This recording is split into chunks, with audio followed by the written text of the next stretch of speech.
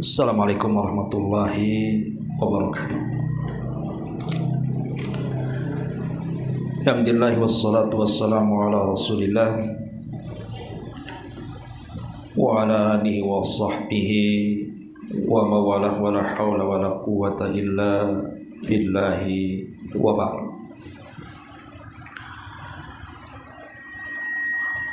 Alhamdulillah, segala puja dan puji hanya milik Allah subhanahu wa ta'ala. Salawat dan juga salam kita hadiahkan kepada Rasul kita Nabi besar Muhammad sallallahu alaihi wa ala alihi wasallam. Kita lanjutkan kajian kita, masih membahas kitab Bulughul Maram dan masih membahas bab salatil Jum'ah. Kita masuk pada hadis yang ke 447 dalam kitab ini, masih dari hadis Abi Hurairah radhiyallahu anhu. An Abi Hurairah radhiyallahu anhu anna Rasulullah sallallahu alaihi wasallam dzakara yaumal jum'ati faqala fihi sa'atun la yuwafiquha 'abdun muslimun wa huwa qa'imun yusalli yas'alullaha 'azza wa jalla syai'an illa a'tahu iyyahu wa asyara biyadihi yuqalliluha muttafaqun alaihi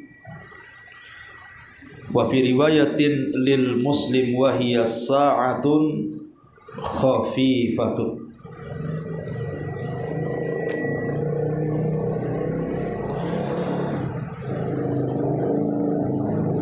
Baik.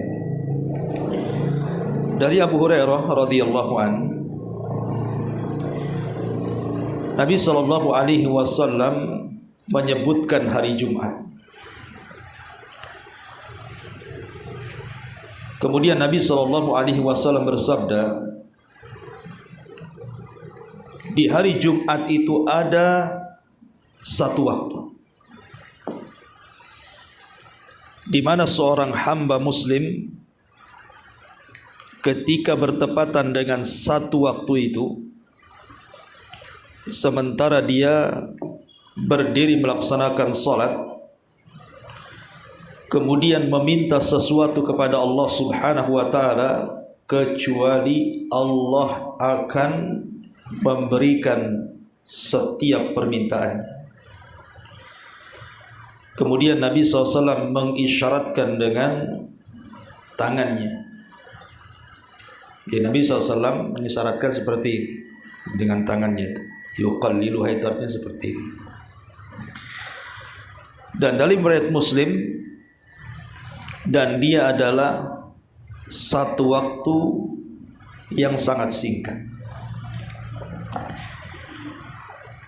Kemudian hadis yang selanjutnya, an Abi Burdah an abihi qala sami'tu Rasulullah sallallahu alaihi wasallam yaqul hiya ma baina an yajlisal imamu ila an yuqda as-salatu. Rawahu Muslim wa rajjaha ad-Daruqutni annahu min qauli Abi Burdah. Dalam riwayat Abi Burdah dari bapaknya radhiyallahu anhu, dia mengatakan, aku mendengar Nabi sallallahu alaihi wasallam bersabda, waktu itu adalah antara duduknya imam, maksudnya khatib, sampai selesai salat Jumat. Hadis ini dikeluarkan Imam Muslim, tapi Imam Daruqutni menguatkan bahwa ini bukan perkataan Nabi, tetapi perkataan Abi Burdah radhiyallahu anhu. Wa fi hadits Abdullah bin Salam inda Ibnu Majah, dan dalam hadis Abdullah ibn Salam yang dikeluarkan Ibnu Majah, wa Jabirin inda Abi Daud wan Nasa'i, dan juga riwayat Jabir yang dikeluarkan Abi Daud, An-Nasa' dan juga An-Nasa'i, annaha ma baina salatil asri ila ghurubi syamsi. Maksudnya waktu yang mustajab itu adalah setelah solat asar sampai terbenam matahari. Taib. Ini feedback ini terlalu dekat apa ya?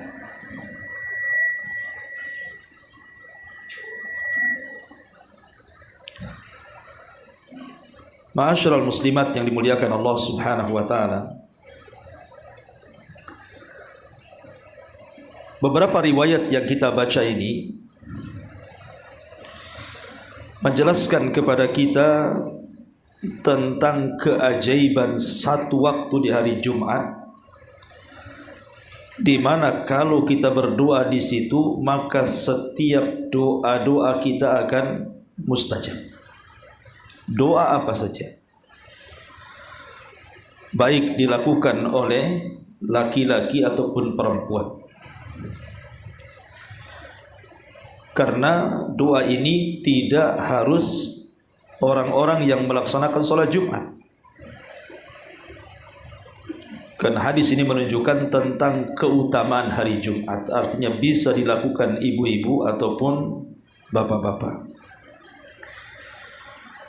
Bahkan sampai para ulama menyebutnya waktu mustajab doa di hari Jumat itu sebagai mukjizat, keanehan yang luar biasa, karena cepatnya pengijabahan doa orang yang berdoa di satu waktu di hari Jumat itu.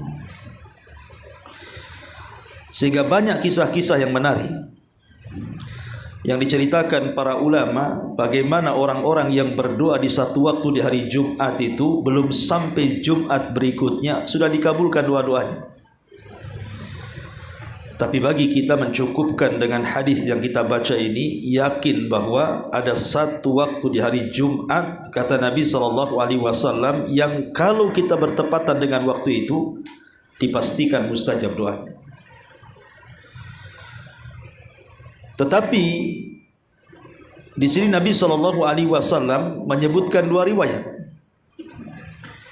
Riwayat yang pertama yang disebutkan tadi bahwa waktu itu terjadi setelah khatib naik ke atas mimbar sampai selesai sholat Jumat. Tentu apabila khatib naik ke atas mimbar, kita dilarang menyibukkan diri dengan doa, kan begitu, karena kita harus mendengarkan khutbah. Berarti kesimpulannya adalah doa itu dilakukan di antara dua khutbah. Karena dalam khutbah pertama nanti ada istirahat, ada jeda sebentar, khatib itu duduk untuk ke khutbah yang kedua. Disitulah waktu yang mustajab. Tapi pendapat yang lain dalam hadis yang kita baca juga, bahwa waktu itu adalah terjadi setelah sholat asar sampai maghrib. Dan ini adalah pendapat yang kuat, karena ini pendapat jumhur, mayoritas para sahabat, mayoritas para tabi'in, dan mayoritas para ulama mengatakan bahwa waktu yang mustajab itu terjadi setelah asar, sebelum maghrib. Ma'asyiral muslimat yang dimuliakan Allah Subhanahu wa taala, dari sini kita tahu bahwa jangan pernah melalaikan hari Jumat.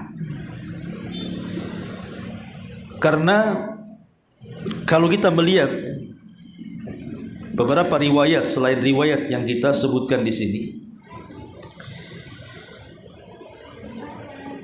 Jabir bin Abdullah radhiyallahu an juga meriwayatkan dari Nabi sallallahu alaihi wasallam, Yaumul Jum'ati ithnata asyrata sa'atan. Hari Jumat itu 12 jam. Fiha sa'atun la yujadu muslimun yas'alallaha fiha syai'an illa atah. Di situ ada satu waktu yang seorang muslim meminta sesuatu kepada Allah Subhanahu wa taala, pasti akan dikabulkan permintaannya. Kemudian kata Rasul, faltamisuha akhiras sa'atin ba'dal asri. Maka carilah waktu mustajab itu di akhir-akhir waktu setelah asar. Kemudian juga hadis yang lain dari Abi Salamah Ibn Abdurrahman, anna nasan min ashabi Rasulillah sallallahu alaihi wasallam ijtama'u. Ada sebagian para sahabat di zaman Rasul berkumpul. Fatadzakarus sa'ata. Mereka pun saling membicarakan soal hari kiamat. Fatadzakarus sa'ata allati fi yaumil jum'ah. Mereka membicarakan soal satu waktu di hari Jumat. Fatafarraqu wa lam yakhtalifu annaha akhiru sa'atin min yaumil jum'ah. Maka mereka pun berpisah dan mereka tidak ada yang berselisih bahwa yang dimaksud mustajab doa itu artinya akhir waktu di hari Jumat, berarti sore hari. Ini sebagai penguat bahwa mayoritas para ulama mengatakan bahwa waktu itu terjadi setelah asar sebelum maghrib. Makanya dikisahkan oleh sebagian ulama salaf, di antaranya adalah dijelaskan dari Imam Ahmad ibn Hanbal rahimahullahu ta'ala. Beliau mengatakan aktsarul hadithi fi sa'ati allati turja fiha ijabatud da'wati annaha ba'dal asri wa turja ba'da zawali syamsi. Kata Imam Ahmad, kebanyakan riwayat-riwayat tentang diijabahnya doa di satu waktu di hari Jumat itu, saya mengharap bahwa itu terjadi setelah asar dan terjadi sebelum terbenamnya matahari. Dan itu juga senada dengan apa yang disebutkan oleh Al-Imam Ibnu Abdil Bar dan juga Al-Imam Al-Iraqi rahimahumullahul jami'. Jadi mereka berpendapat semuanya bahwa satu waktu di hari Jumat yang setiap doa-doa itu diijabah oleh Allah Subhanahu wa taala itu terjadi setelah asar sebelum terbenam matahari. Ini yang banyak dikuatkan oleh para ulama. Bahkan Sa'id ibn Zubair apabila dia melaksanakan salat asar, dia tidak mau berbicara sama siapapun sampai terbenam matahari di hari Jumat. Jadi di zaman itu banyak para sahabat yang mereka betul-betul memanfaatkan waktu setelah asar sebelum maghrib itu untuk berdoa. Sampai ada sahabat tidak mau diajak bicara dan tidak mau bicara dengan manusia. Dia khususkan waktu itu untuk berzikir dan berdoa kepada Allah Subhanahu wa ta'ala. Tapi masyarul muslimat yang dimuliakan Allah Subhanahu wa ta'ala, di hari Jumat itu, khususnya di sore hari, kita tahu bahwa kalau seseorang mau memanfaatkan waktu itu, maka ibu akan mendapatkan keajaibannya. Begitu kata para ulama. Tentu bagi yang mau betul-betul memperhatikan waktu itu mulai daripada solat asar sampai terbenam matahari. Karena gini Bu, saya, ibu atau siapapun pasti banyak masalah, tidak mungkin tidak ada masalah. Artinya siapapun pasti banyak masalah. Entah yang sakit ingin sembuh, yang susah ekonomi ingin dimudahkan ekonominya, yang banyak persoalan dalam rumah tangganya ingin diselesaikan. Macam-macamlah orang masalah itu. Maka para ulama memberikan saran kepada kita, mintalah kepada Allah Subhanahu wa taala agar masalah-masalah kita itu diselesaikan. Kan Allah yang kasih masalah, Allah juga yang angkat masalah. Lah, waktu yang sangat ajaib ketika kita mengadukan masalah kita kepada Allah itu di hari Jumat ini. Kenapa coba di hari Jumat? Karena Jumat sendiri adalah Sayyidul Ayyam. Memang pemimpinnya hari-hari. Allah jadikan Jumat itu hari sakral kaum muslimin.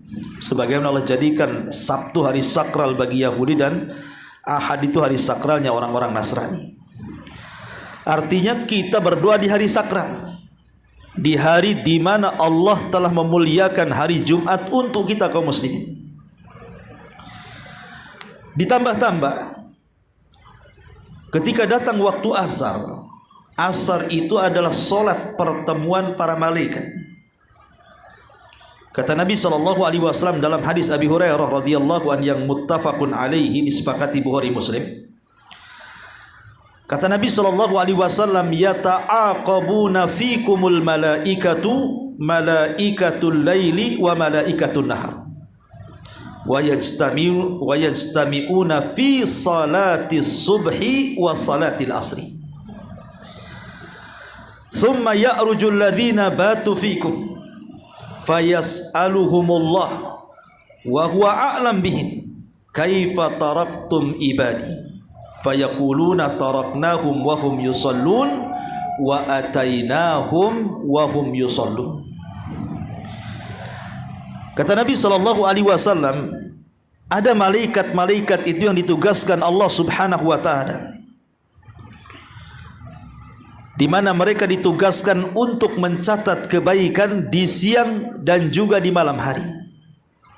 Dan pertemuan malaikat yang mencatat di malam hari dengan pertemuan malaikat yang mencatat di siang hari itu adalah pada solat subuh dan solat asar.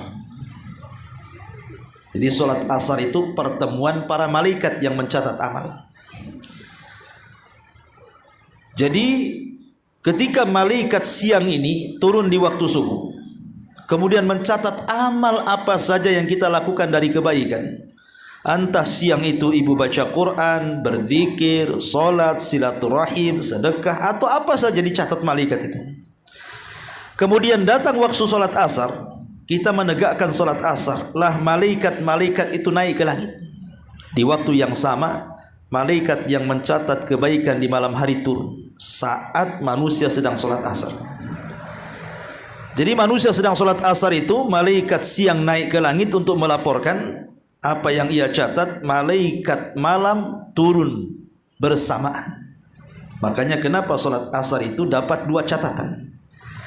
Pertama dicatat oleh malaikat siang, yang kedua dicatat oleh malaikat malam. Dan disitulah pertemuannya. Makanya Rasul mengatakan wa yajtami'una fi salati subhi wa salatil asri. Mereka berjumpa di salat subuh dan salat asar. Kemudian mereka pun naik dan melaporkan catatannya. Kemudian Allah bertanya kepada mereka, dan Allah sudah tahu, tapi Allah ingin bertanya saja, apa yang kalian tinggalkan? Sedang apa hamba-hambaku?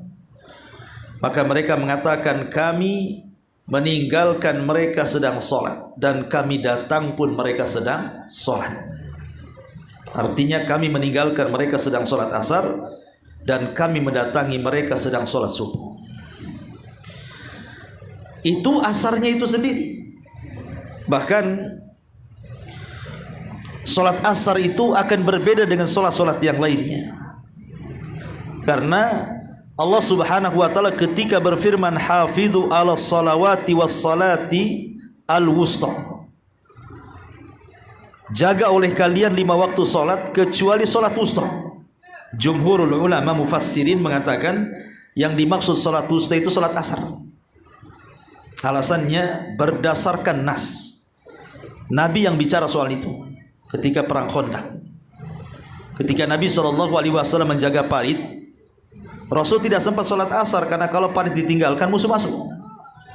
Sehingga Rasul akhirnya tetap menjaga parit sampai waktu maghrib. Dia belum sholat asar. Baru kemudian Rasul sholat asar di waktu maghrib. Maka Rasul marah dan mengatakan, semoga Allah memasukkan api ke dalam kuburan dan rumah-rumah mereka karena mereka sudah mengakhirkan aku dari salat wusta. Berarti yang mengatakan asar wusta itu adalah Nabi. Makanya jumhur ahli tafsir mengatakan ayat Al-Quran yang mengatakan jaga oleh kalian 5 waktu salat, terutama salat wusta, maksudnya salat asar. Dari sini kita tahu bahwa salat asar itu penentu semua salat. Makanya wajar kalau Rasulullah SAW dengan tegas dan keras mengatakan, man taraka salatal asri faqad habita amaluhu. Siapa yang meninggalkan salat asar, dalam riwayat secara sengaja, maka habis amalannya. Hanya semata-mata meninggalkan salat asar secara sengaja, habis amalan kita. Bahkan dalam riwayat Nabi SAW mengatakan, barang siapa yang meninggalkan salat asar, maka dia telah kehilangan harta dan keluarganya. Faqad watara ahlahu wa malah. Dia telah kehilangan harta dan keluarganya. Lihat, sampai Nabi SAW memfokuskan salat asar, terutama salat asar di waktu Jumat. Ya, terutama di hari Jumat, jangan sampai kemudian orang itu meninggalkan salat asar tepat waktu. Baru kemudian setelah sholat asar, sebelum kita berdoa, di sana kan ada namanya zikru al-sabah wal masa, zikir pagi dan petang kan. Maka cobalah baca dulu zikir itu. Memang ada yang berpendapat seperti Syekh bin Baz mengatakan zikir petang itu bisa dilakukan setelah asar dan bisa dilakukan setelah maghrib. Jadi kalau seandainya tidak sempat setelah asar, maka boleh dibaca setelah maghrib sampai isya. Jadi waktunya agak panjang. Tapi sebaiknya baca setelah asar, karena itu waktu mustajab doa masalahnya. Dan pada zikir petang itu kan banyak doa-doa di situ tuh. Maka sebaiknya baca setelah asar sampai maghrib. Ya. Baru setelah itu ibu memperbanyak sholawat. Karena sholawat di hari Jumat itu nilainya berbeda dengan sholawat di hari-hari yang lainnya. Bahkan Nabi SAW sangat menganjurkan sholawat di hari Jumat dengan hadisnya secara khusus. Disuruh memperbanyak sholawat di hari Jumat itu. Bahkan Nabi SAW mengatakan, man shalla alayya salatan sallallahu alaihi biha asyra. Barang siapa yang sholawat 1 kali kepadaku, maka Allah akan bersalawat kepada dia 10 kali. Maksudnya gimana?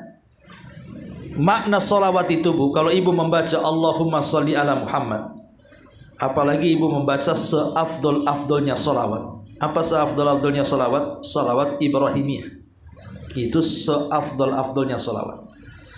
Ketika Rasul ditanya soal salawat yang paling afdol, maka Rasul menyebutnya salawat Ibrahimiyah.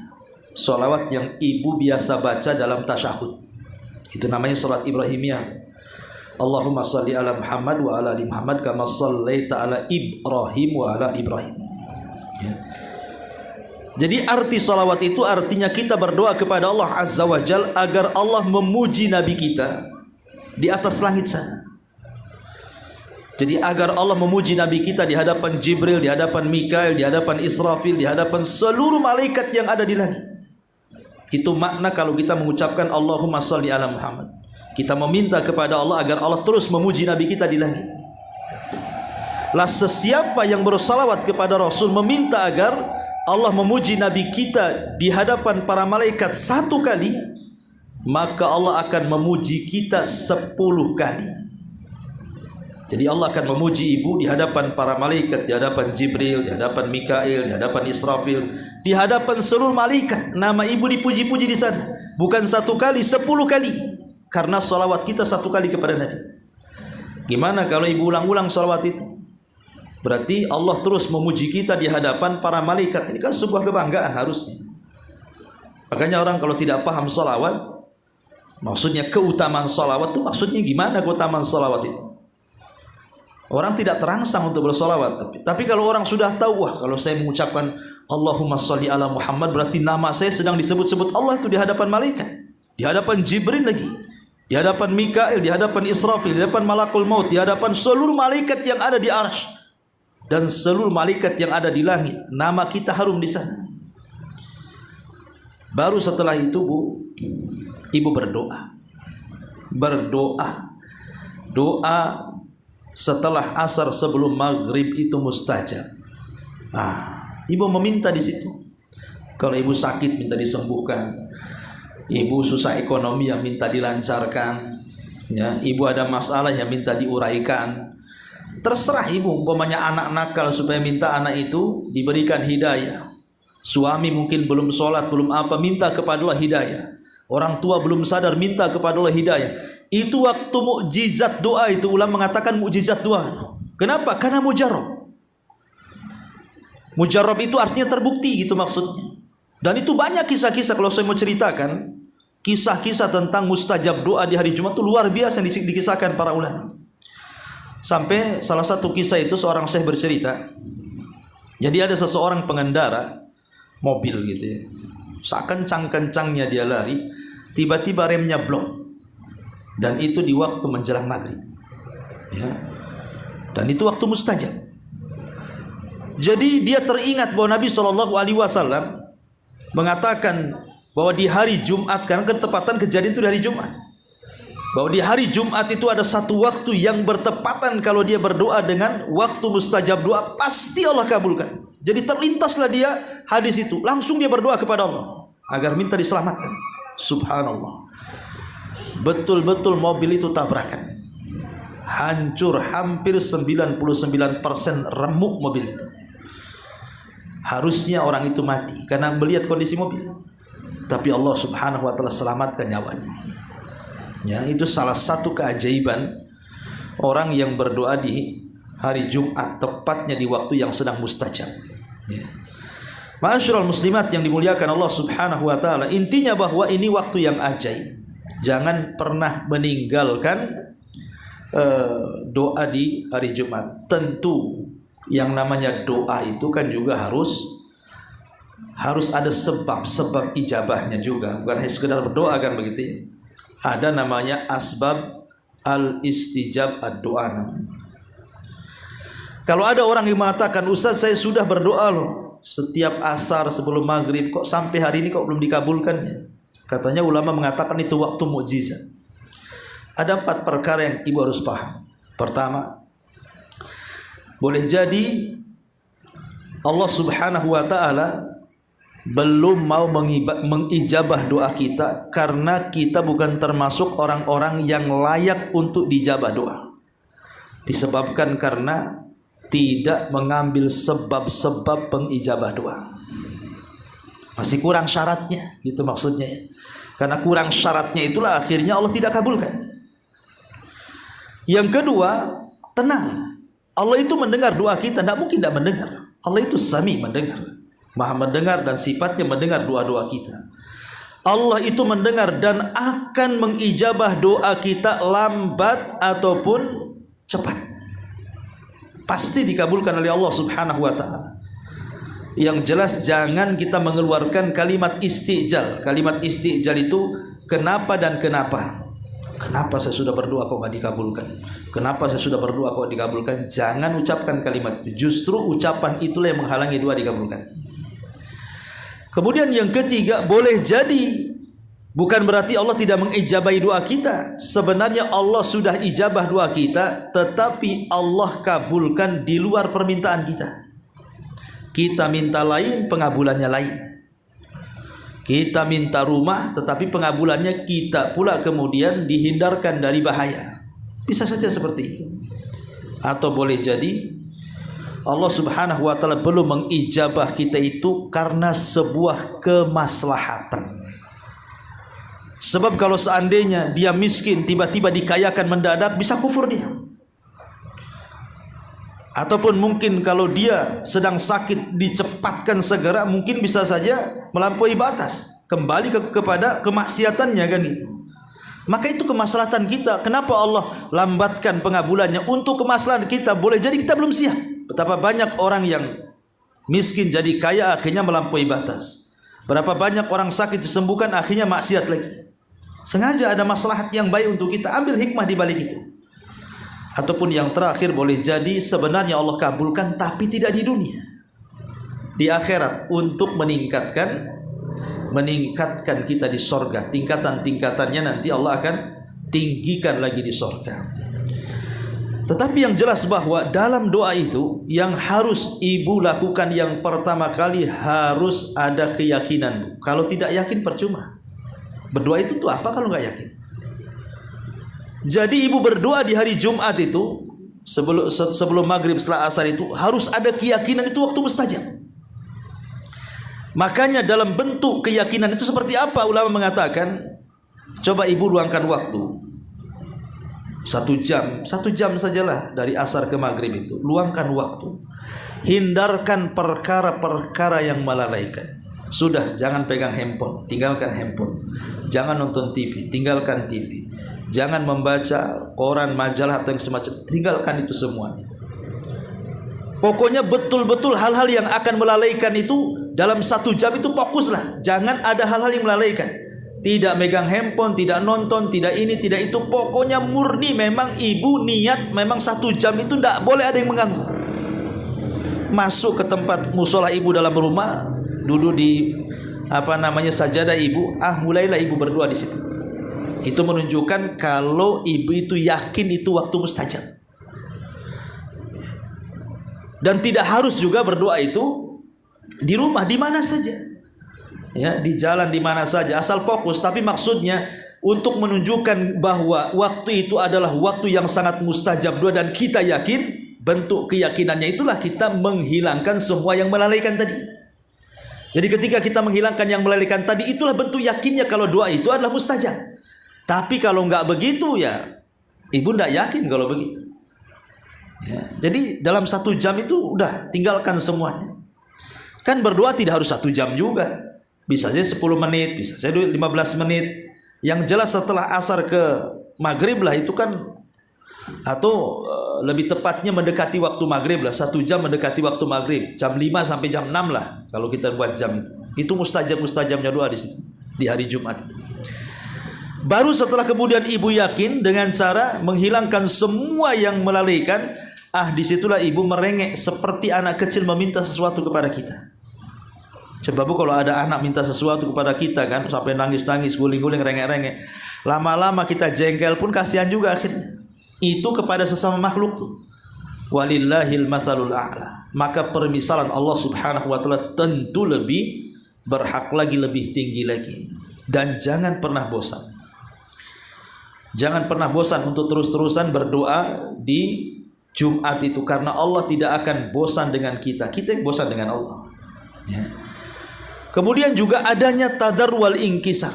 Bukan hanya merengek seperti itu, maksudnya betul-betul posisi ibu itu sebagai hamba sedang berhadapan dengan tuannya, Allah Subhanahu wa taala. Artinya berdoalah dalam kondisi kita itu betul-betul seolah-olah kita ini berhajat kepada Allah, tidak menyombongkan diri.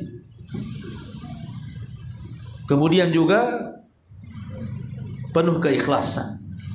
Yang jelas di dalamnya tidak ada doa yang mengandung unsur dosa ataupun memutus silaturahim. Enggak boleh. Kalau itu sudah enggak boleh lagi. Karena kalau doa ada unsur dosa itu bukan doa maksiat nanti jatuhnya. Ya.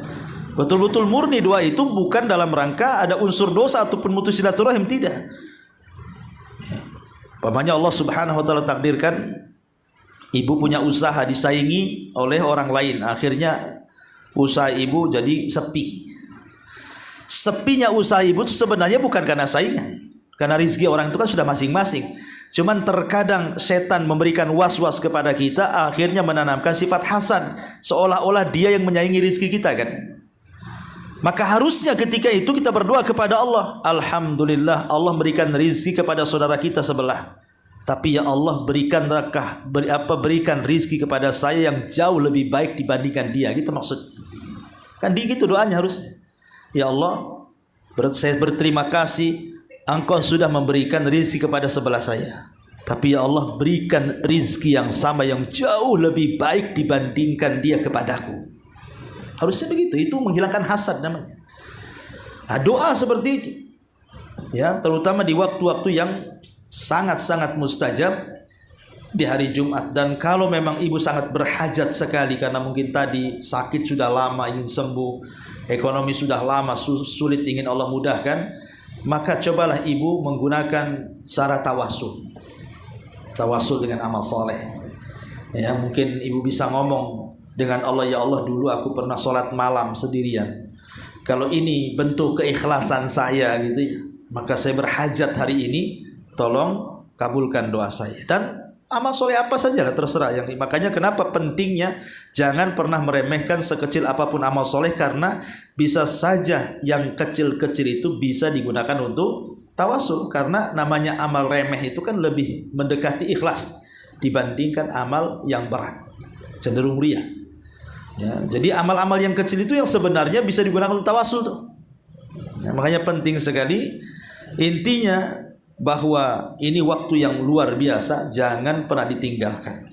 Itulah hadis yang kita baca di sini, bahwa waktu itu adalah di antara dua khutbah, tetapi kebanyakan para ulama waktu yang mustajab doa di hari Jumat itu setelah asar sebelum maghrib atau mendekati ke waktu maghrib.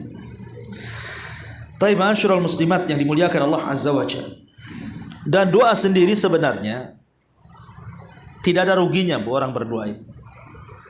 Tidak mesti juga di asar di hari Jumat kan. Bahkan di hari Jumat di jam berapa saja sebenarnya itu doa bagus.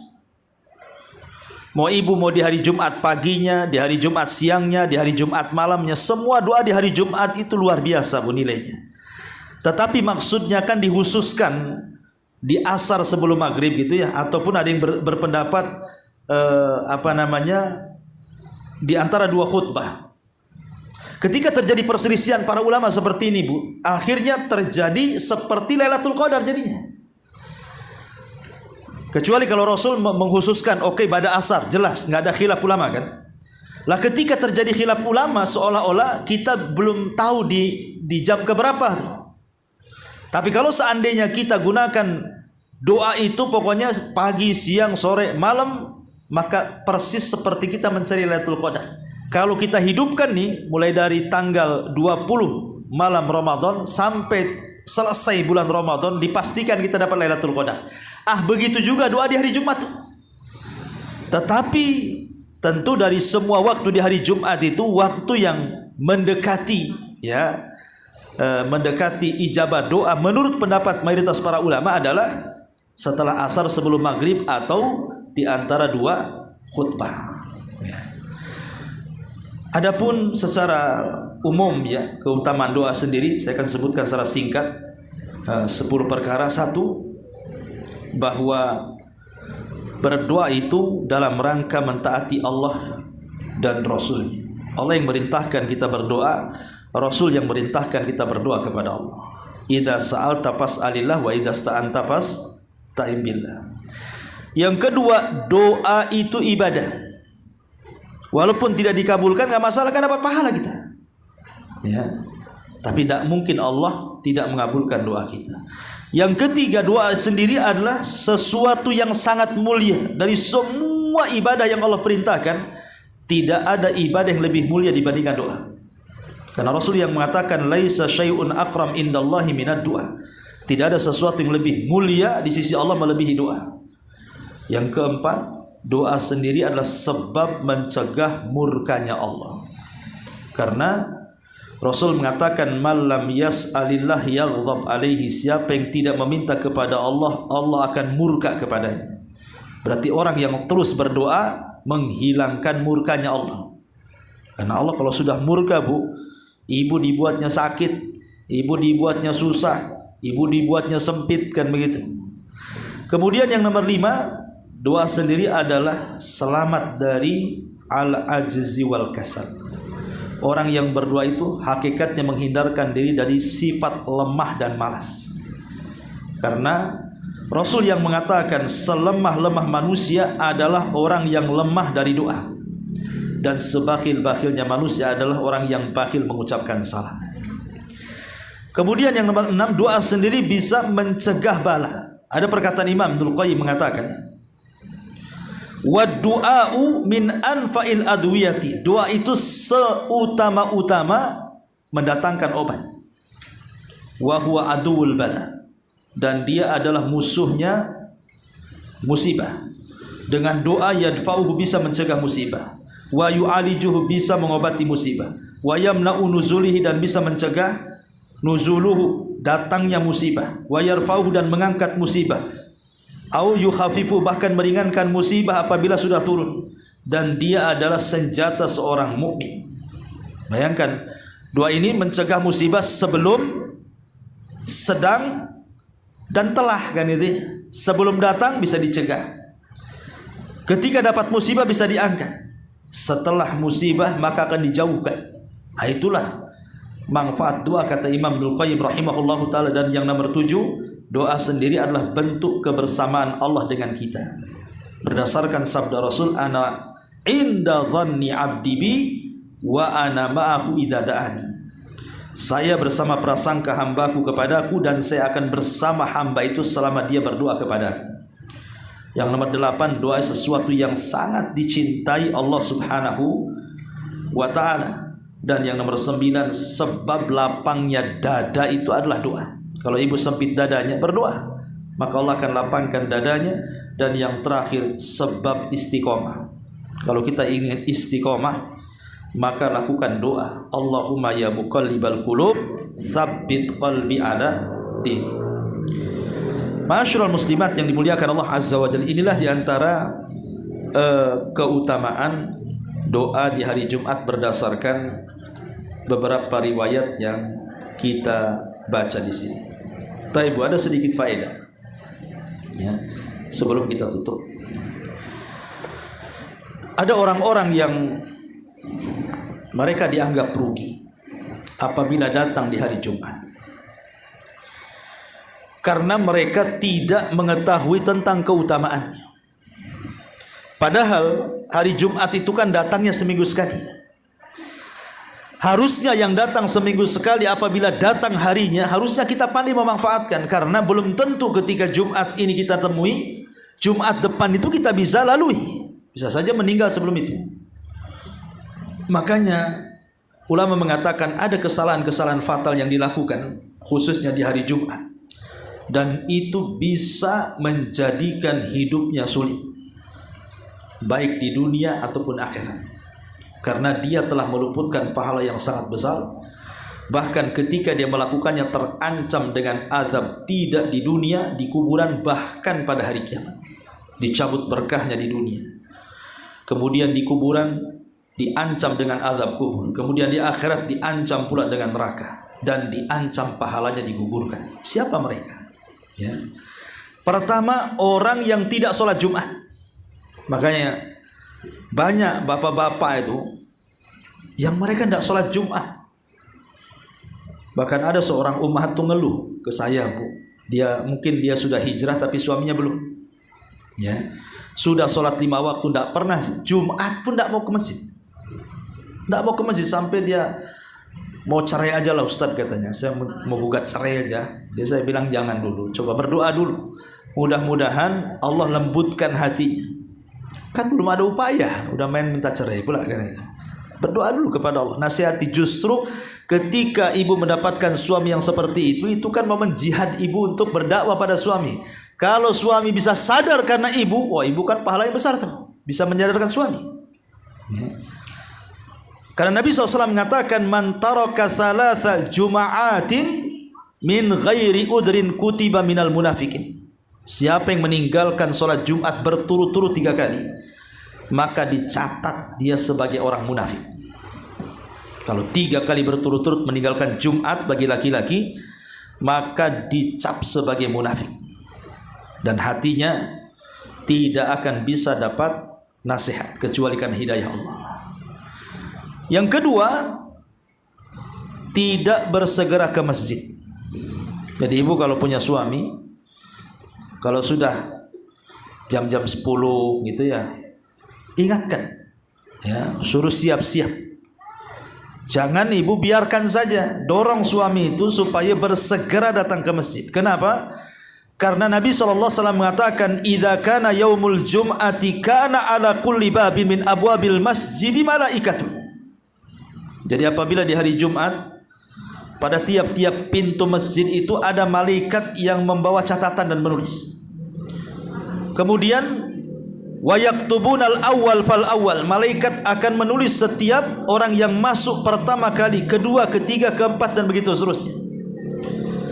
Kemudian kata Nabi SAW, fa'idha jalasal imam, kalau imam atau khatib sudah naik ke atas mimbar, tawaw suhufa, maka catatan malaikat akan ditutup, waja'u yastami'una dzikra, dan mereka pun masuk dan ikut mendengarkan khatib. Berarti di sini sayang kalau seandainya orang yang datang ke masjid sementara khatib sudah naik mimbar, dapat apa dia? Ya. Dan saya saksikan itu ya, sekarang seperti itu. Jadi jam-jam 11 masuk masjid kalau saya ada jadwal khutbah itu belum rame. Separuh itu belum penuh kadang-kadang. Anehnya ketika suara azan berkumandang, ketika khatib naik ke atas mimbar, wah datang dari mana itu? Tahu-tahu cepat aja penuh itu.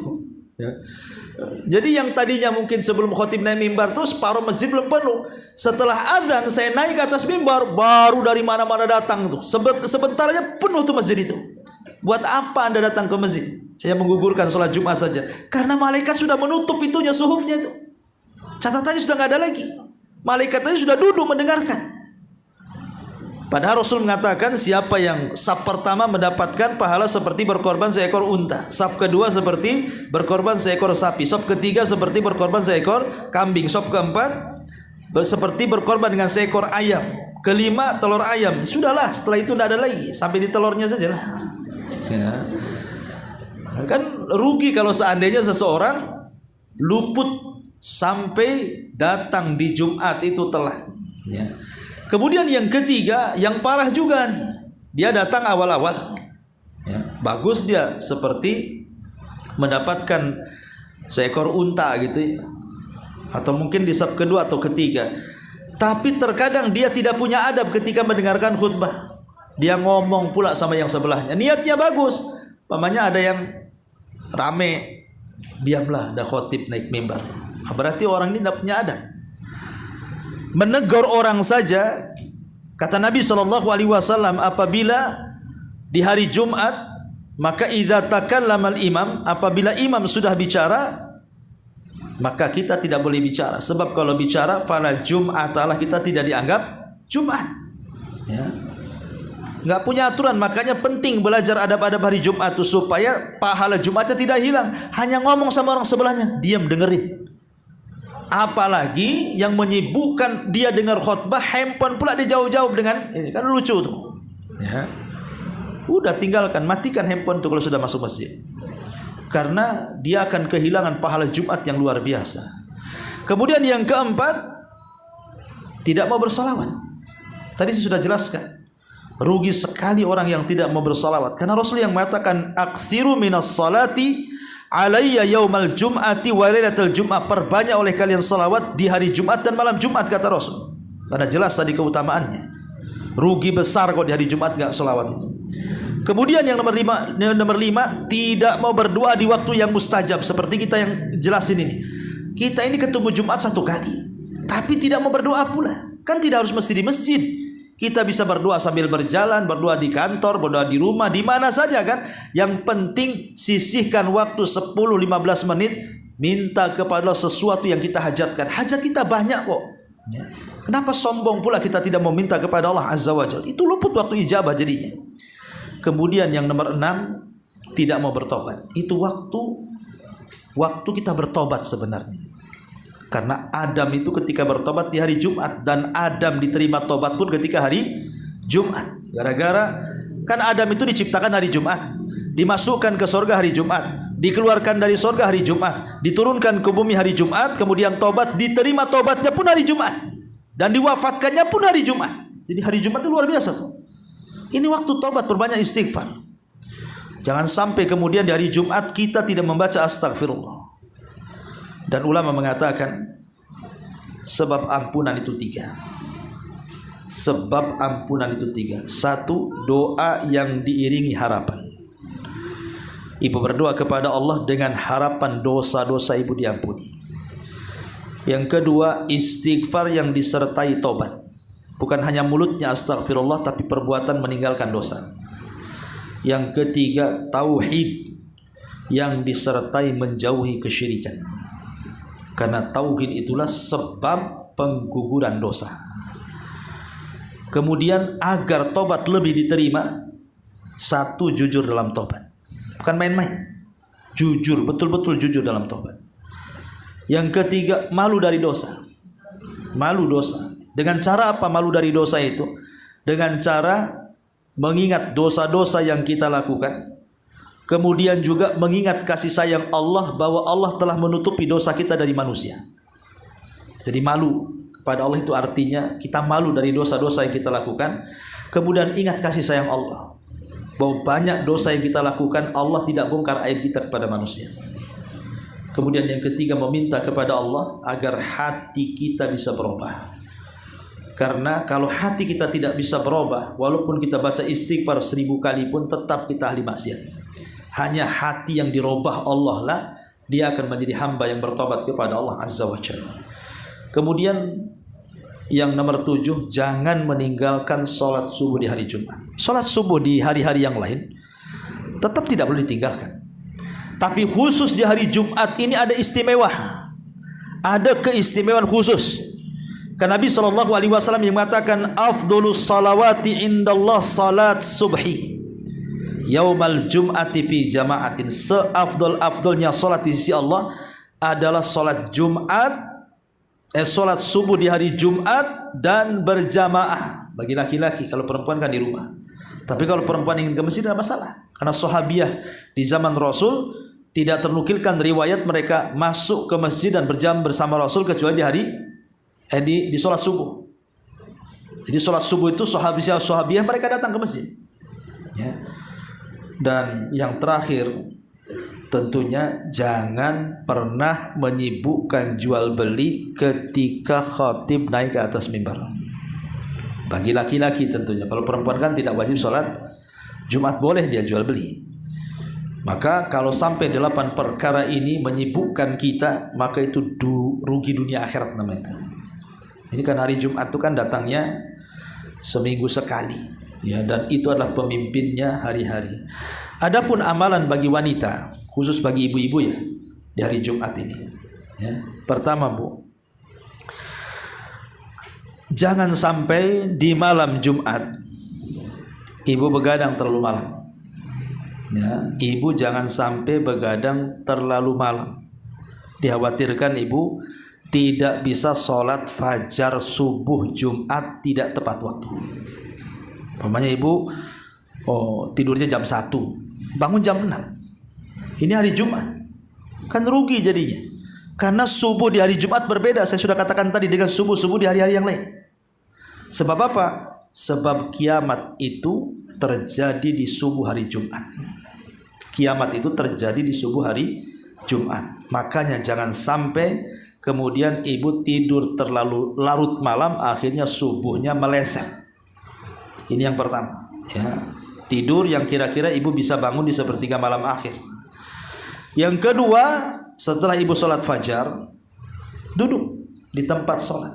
Kalau bisa berzikir, baca Quran sampai terbit matahari. Lakukan sholat syuruk 2 rakaat. Di situ pahalanya sama dengan haji dan umrah secara sempurna. Kemudian yang ketiga, kenapa kemudian Nabi SAW memfokuskan subuh di hari Jumat? Ya, saking pentingnya subuh di hari Jumat, terkadang Rasul membaca surat-surat khusus.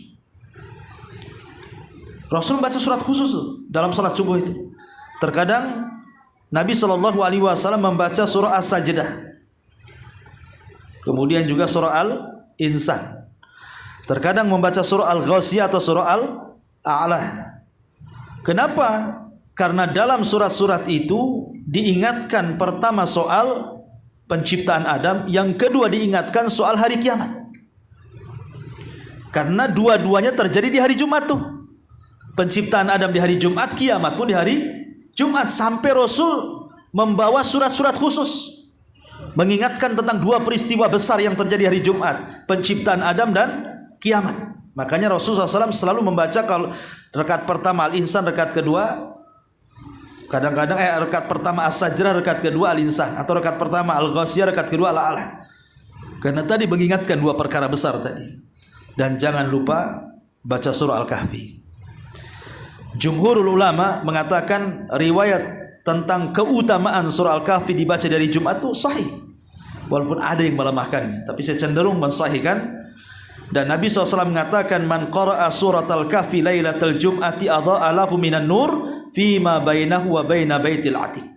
Siapa yang membaca surah Al-Kahfi di malam Jumat, maka akan ada cahaya dari tempat ibu baca sampai ke Mekah sana. Ya, itu keutamaan surah Al-Kahfi. Kemudian yang keempat, ba'da salatil asri, setelah salat asar, ya, ibu sibukkan mungkin dengan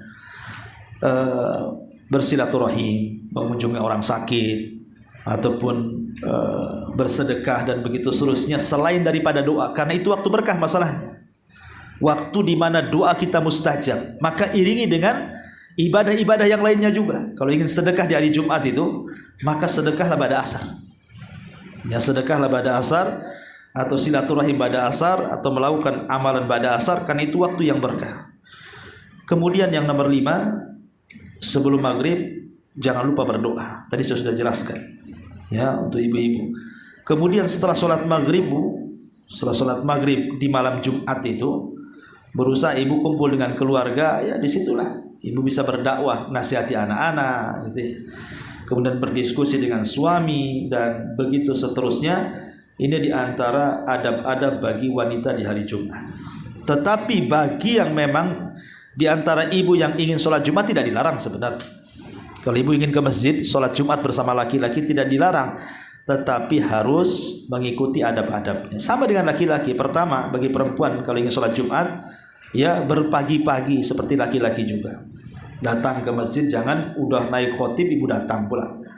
Kemudian yang kedua, ibu juga melaksanakan rakaat mutlak di masjid sampai khotib naik mimbar. Ya.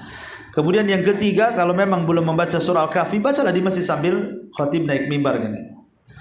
Kemudian juga ibu bisa melaksanakan sholat sunnah. Sholat sunnah di hari Jumat setelah sholat Jumat, 4 rakaat kalau di masjid, 2 rakaat kalau di rumah gitu ya. Kemudian ketika ibu hadir di masjid, maka perhatikan adab-adab seorang wanita apabila keluar rumah. Tidak menggunakan pakaian syuhrah yang memfitnah orang, tidak menggunakan wangi-wangian, dan begitu seterusnya. Ya, termasuk juga apabila selesai sholat Jumat, sebaiknya ibu cepat panik pulang sebelum bapak-bapak keluar. Ibu sudah balik duluan, supaya jangan ada ikhtilat di jalan, ya, dan bisa pulang ke rumah mempersiapkan mungkin makan untuk keluarga dan begitu seterusnya. Nah, ini diantara juga adab-adab yang berkaitan dengan para wanita. Wallahu a'lam. Taib, sampai di sini kita buka tanya jawab. Silakan.